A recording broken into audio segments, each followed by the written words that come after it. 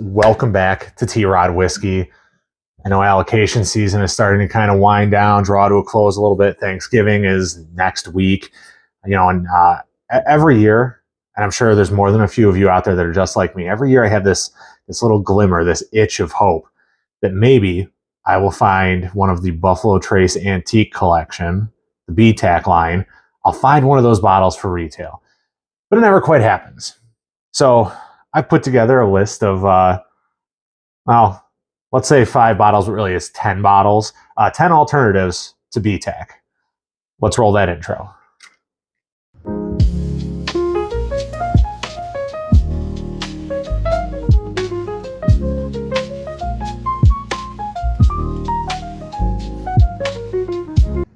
All right, guys. So Buffalo Trace Antique Collection. It's one of the most recognizable lineups of bottles in all of whiskeydom, whatever. If you're watching this and you're one of the uninitiated and maybe you don't know what BTAC is, or you never heard of Buffalo Trace Antique and you're thinking, well, is he talking Weller Antique? Is that what he's talking about? I'm going to throw a picture up right here.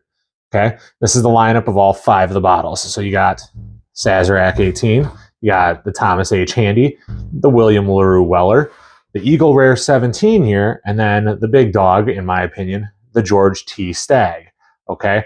So 5 bottles. They're fantastic. They're nothing short of almost right next to perfection in a glass in terms of how people look at them, how they taste, how they're crafted.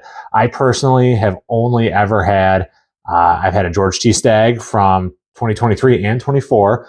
I've had the 2024 William LaRue Weller, and I did have a 2022 Eagle Rare 17. I've never had the Handy or the Sazerac 18, but I hear they're both very, very good. Travis, one of the guys that I hang out with frequently, and he's in the Barrel Club, he speaks very highly of the Thomas H. Handy rye.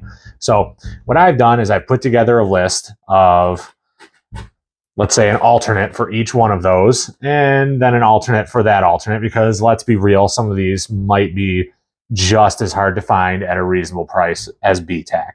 So kind of my methodology behind it was I had a direct replacement in mind, or as close to a direct replacement as I could, and then kind of an indirect replacement. Some of these are going to be a little bit farther off than maybe you would like, or maybe you don't agree with it. I'm sorry if that's the case, but this is kind of what I would do, right? So we're going to start first with the Sazerac 18. So Sazerac 18 is obviously a 18-year rye. Sazerac's the parent company for Buffalo Trace. Usually I think that one comes with a green foil, I think. I don't know. Again, never had it. But the immediate comparison that most people are going to make is the baby Saz right here. Sazerac rye, 90 proof. I don't know how old this is. I know typically, I want to say they're like 6-ish years old, I think. I don't know. Yeah, 90 proof. It's not bad. Okay. I don't really drink it in cocktails. I prefer to drink it neat when I do drink it, just because up until very recently, it's been incredibly difficult to find. And now all of a sudden it's sitting on shelves. So maybe I'll start making it my new cocktail rye. Honestly, I want something a little bit stronger that's going to hold up to the mixer, like 100 proof. But yeah, okay. Well, so let's say the direct replacement would be Sazerac rye. Or if you want something that's going to be a little bit older, is going to be a little bit higher proof, what I would reach for, and this one should be a bit more findable, is a Mammoth Distilling 16-year-old rye. Now, this is going to be a Northern rye, so it is not going to be, replace this with this. That's not what we're doing here, guys. But this is a high age statement rye. It is a high proof rye. I think this one's 128 proof. Yep, 128 proof, 16 years old. This one's a single barrel pick. They're very, very good. It's going to offer a very similar drinking experience. It's a differently crafted whiskey. It's a different type of rye, but you're getting the same thing. You're getting a high age statement. You're getting a high proof, and you're getting a little bit of exclusivity because these single barrel Mammoth picks are not as common as they used to be. 16-year-old ryes are a little bit difficult to find anymore, regardless if it's a Canadian Northern rye, whatever you want to call it. But these are very, very good. I have, I think, 4 of them sitting on the shelf right now. So Saz 18. Next up is the Thomas H. Handy. That one, I believe, is around 6 years old. Doesn't carry an age statement, but usually it's right around 6 years old, 120, 125 proof, somewhere in there, right?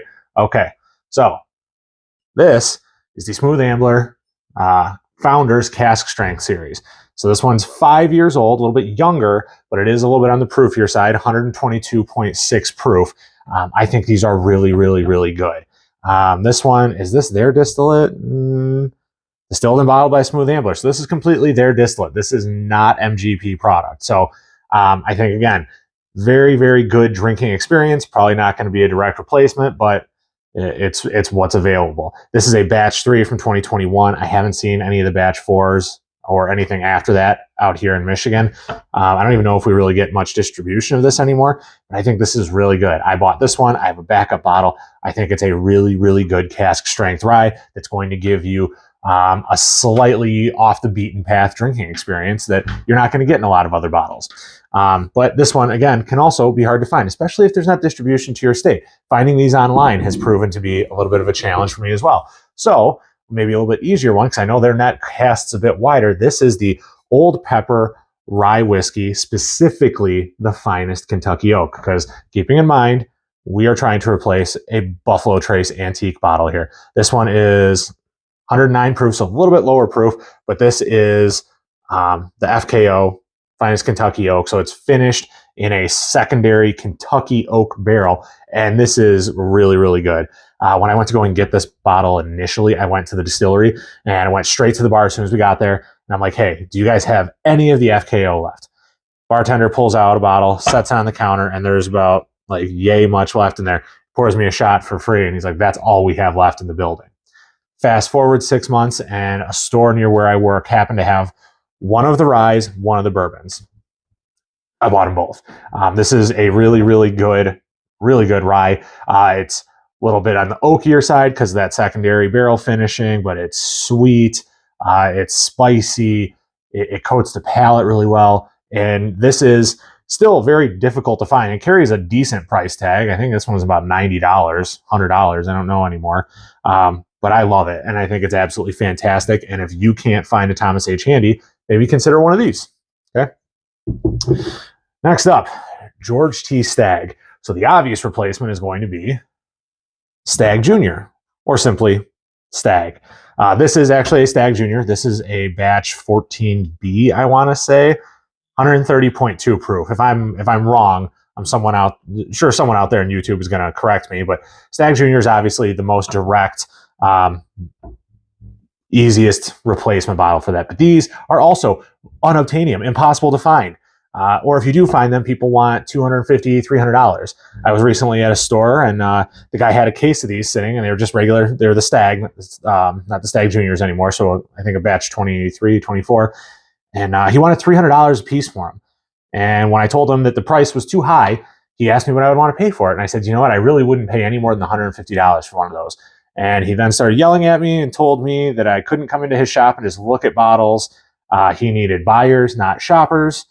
Needless to say, won't be going back in there again. But yeah, Stagg Jr. or Stagg is going to be the most obvious replacement for a George T. Stagg. But again, I know you guys can't find those all the time. So my suggestion, and these are also not super easy to find, but a lot easier than a GTS, and this is an Old Louisville bourbon. This one's 9 years old, coming in at 114 proof, and these are absolutely fantastic. The bottles coming out of Old Louisville are something incredible. They're something super special. This one was a club pick, 114.8 proof.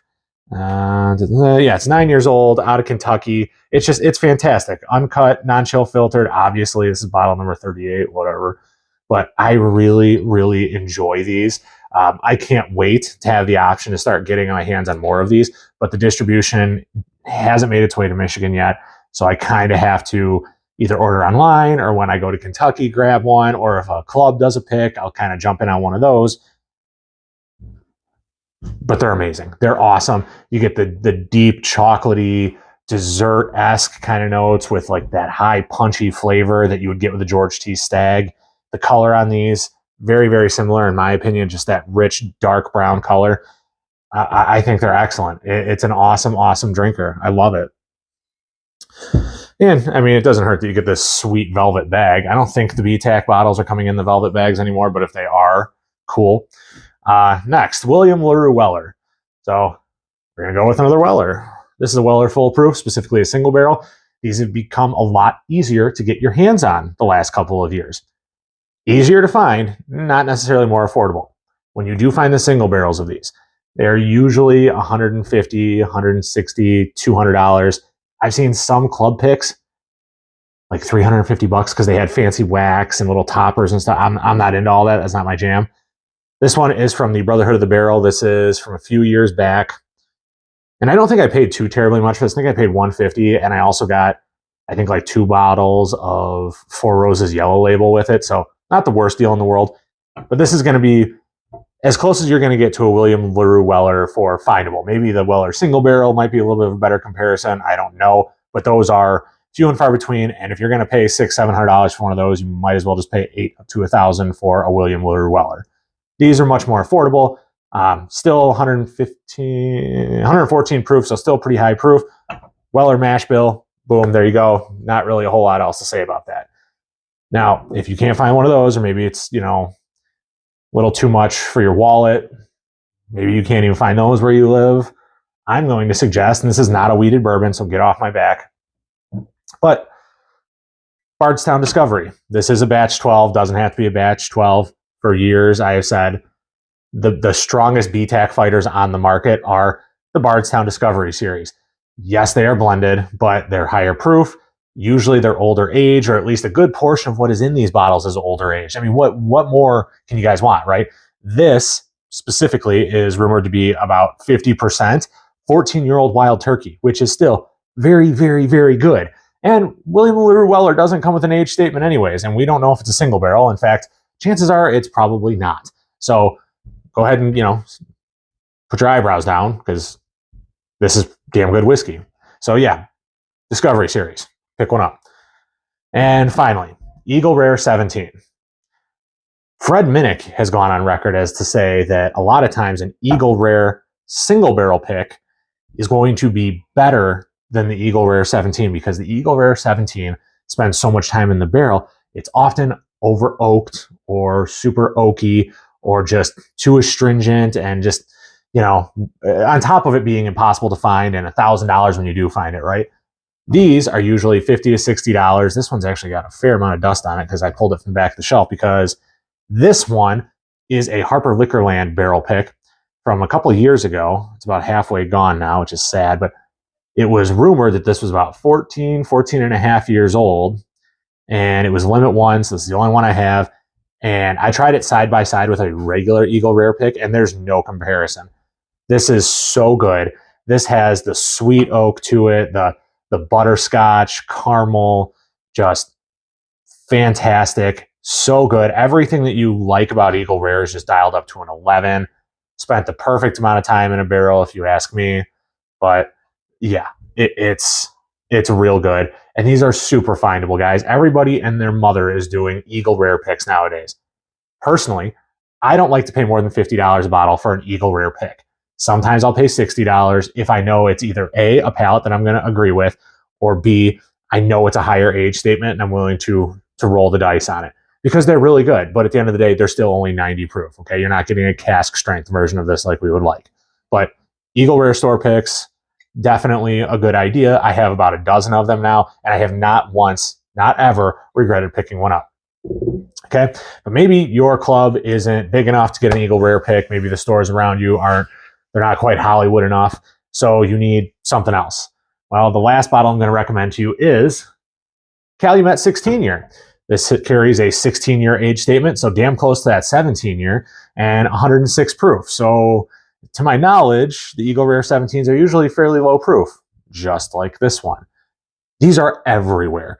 Yes, they're a little bit on the pricey side. I believe they're up to $150 now. The price has gone up a lot since I bought mine, but it's a 16-year age statement. Let me see. Is this sourced? Does it say? Okay, so it just says bottled by Three Springs.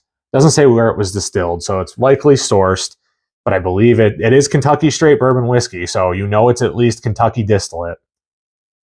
Yeah, batch size, 19 barrels, non-chill filtered. I mean, it's hard to go wrong. The 14, the 15, 16, I hear the 17 is coming out in 2025. These are awesome, awesome bottles. They're findable. They're relatively affordable in comparison to the BTAC lineup. And I think this one's just really good. I haven't gone to it a ton. Usually I have this reserved for a friend of mine, and when he comes over, we'll usually get into it. It hasn't been over in a minute since I think the NFL draft was the last time he was over. But yeah, Calumet 16. Well, that's my list, guys. That's what I think you could replace BTAC with, or at the very least, that's what I'm telling myself. So I get a little bit more sleep at night. I don't cry myself to sleep thinking, allocation season was a total write-off. I didn't find anything I was looking for, but hopefully you guys enjoyed the list, or at the very least, you got something to argue about with your coworkers or your friends now, or whatever. But as always, please feel free, leave a like, drop a comment, and absolutely, guys, hit that subscribe button. Whatever feeds the algorithm. I really need the traction and the traffic. That's kind of what drives this whole channel. But hopefully we'll see more content coming out soon. But otherwise, you guys have a good evening and cheers.